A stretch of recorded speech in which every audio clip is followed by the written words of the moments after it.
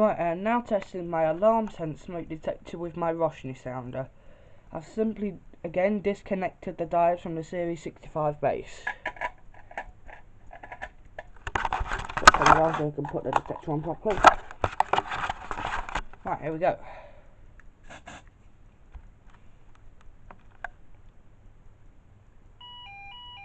There we are. Both LEDs are on.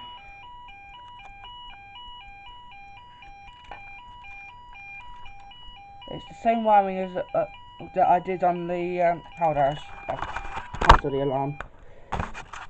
Right, it's the same wiring that I did for the Series 65, so it's positive to positive, negative to positive, and then negative to negative.